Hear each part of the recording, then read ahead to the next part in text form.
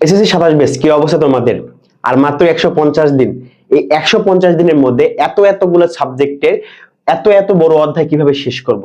তো ভাইয়া আজকে তোমাদেরকে আমি খুব গুরুত্বপূর্ণ একটা সমাধান দিব, যে সমাধানের মাধ্যমে তোমার এই বিশাল চ্যাপ্টার গুলোকে মাত্র 2 থেকে 3 পেজে কনভার্ট করতে পারবা এবং খুব অল্প সময়ের মধ্যে তুমি কিন্তু এটা রিভিশন করতে পারবা। তাই তোমরা থাম্বনেলে দেখতে পাচ্ছ এসএসসি 27 বেশ অল্প সময়, অর্থাৎ 150 দিন সময়, অর্থাৎ 5 মাস। তো এই 5 মাসের মধ্যে আমাদের রেজাল্টটাকে টপ লেভেলে নিয়ে যেতে হবে। তার জন্য কি দরকার? তার জন্য দরকার পুরো একটা চ্যাপ্টারকে আমরা কিভাবে সামারাইজ করতে পারি, অর্থাৎ পুরো একটা চ্যাপ্টারকে কোন কোন অংশকে আমরা বাদ দিতে পারি এবং কোন কোন অংশকে পড়তে পারি, তারই একটা 3টা স্টেপ শিখাই দেব। এই 3টা স্টেপ তোমার জীবনে একদম কার্যকারী একটা জাদু হিসেবে কাজ করবে। তো চলো শুরু করে দিই। দেখো, 3টা স্টেপ আমরা ফলো করব। প্রথম যে স্টেপ, এটা বোর্ড প্রশ্ন হান্ট। এর মানে হচ্ছে তুমি যখন একটা চ্যাপ্টার ধরো, এই একটা চ্যাপ্টারকে তুমি যখন বইটা খুলবা, খোলার পর দেখবা এই চ্যাপ্টার থেকে কতগুলো বোর্ড কোশ্চেন আসছে এবং এই বোর্ড কোশ্চেন ছাড়া ভাইয়া এই মুহূর্তে তোমাদের অন্য কোনো কিছু পড়ার সুযোগ নেই, কারণ তোমাদের মাথায় রাখতে হবে আমাদের সময় হচ্ছে 150 দিন। সুতরাং বোর্ডের এমসিকিউ সিকিউ সবকিছু সলভ করতে হবে। 2 নম্বর পয়েন্টটা সবচেয়ে বেশি ইম্পর্টেন্ট, সেটা হচ্ছে 80/20 রুলস। 80/20 রুলস মানে হচ্ছে তুমি যদি এই একটা চ্যাপ্টারকে তুমি যদি 100% কল্পনা করো, তো 100% থেকে কখনো বোর্ড পরীক্ষায় প্রশ্ন আসে না।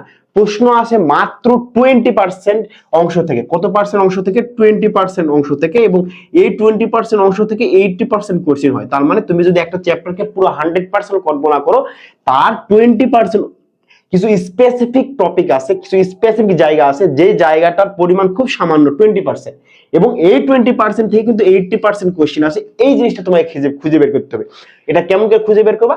তুমি যখন একটা টেস্ট পেপার নিবা বা একটা গাইড নিবা, যখন তুমি এটা অ্যানালাইসিস করতে শুরু করবা, তখন কিন্তু তোমাকে এই জিনিসটাই তুমি পেয়ে যাবা যে একটা চ্যাপ্টারের 20% অংশ থেকে কিন্তু 80% কোশ্চেন আসে। এবং এই মুহূর্তে তোমরা যারা এসএসসি 27 ব্যাচের স্টুডেন্ট আছো, তোমাদের এই মুহূর্তে কিন্তু এই রুলসটা কিন্তু 100% জরুরি ভাইয়া। হ্যাঁ, এই রুলসটা কিন্তু 100% জরুরি। এটা বের করতেই হবে, কারণ আমাদের এই 150 দিনের মধ্যে এতগুলো সাবজেক্টকে কিন্তু কভার করা খুব কঠিন, যার জন্য এই রুলসটা ফলো করতে হবে। এখন যখন তুমি এই 80/20% রুলস মারবা, তখন কিন্তু তোমার কি হবে জানো? তোমার এই পুরো ধরো 15 থেকে 20 পেজের যে একটা চ্যাপ্টার, এই চ্যাপ্টারটা কিন্তু কি হবে? মাত্র 2 থেকে 3 পেজের মধ্যে চলে আসবে। বুঝছো? তার মানে তোমাকে একটা জিনিস মাথায় রাখতে হবে, আমার সময় হচ্ছে 150 দিন, অর্থাৎ 5 মাস। সুতরাং এই 5 মাসের মধ্যে আমাকে সায়েন্সের সাবজেক্ট, যেটা হলো গ্রুপ সাবজেক্ট বলা হয়, গ্রুপ সাবজেক্ট পড়তে হবে, তার সাথে জেনারেল সাবজেক্ট আছে, এসব মিলাই কিন্তু অনেকগুলা চ্যাপ্টার এবং অনেকগুলা পেজ হয়ে যাচ্ছে। তো তোমার কাজটা হবে তুমি সব সময় এই 3টা রুলস ফলো করবে। দেখবে ভাইয়া তুমি অবশ্যই ফলো করো, দেখবা তোমার পরীক্ষার প্রিপারেশনটা অনেক অনেক অনেক বেশি আগায় যাচ্ছে। দেখো, প্রথমে কি করবে? বোর্ড প্রশ্ন যেটা হচ্ছে তোমার থাকবে, একটু দাঁড়াও, বোর্ড প্রশ্ন হান্ট। প্রথম স্টেপ হচ্ছে বোর্ড প্রশ্ন হান্ট। তার মানে তুমি চ্যাপ্টারকে প্রথম অবস্থায় দেখবা যে এখানে বোর্ড কোশ্চেন কই থেকে আসছে, বোর্ডের এমসিকিউ কই থেকে আসছে, এটা বের করবা।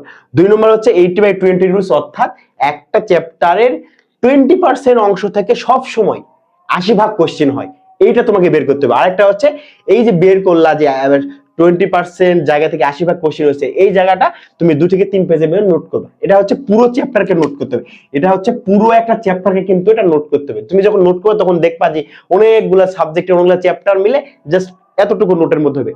তো এই টেকনিকটা যদি তুমি ফলো করো, অবশ্যই ভাই তুমি পরীক্ষায় 75 থেকে 80% মার্ক পাবা। তোমার যখন এখনো পড়াশোনা শুরু করো নাই, এখনো কি করতেছো ভাবতেছো, মানে কি করবে ভাবতেছো, তো তোমরা অবশ্যই এই রুলসটা ফলো করতে পারো।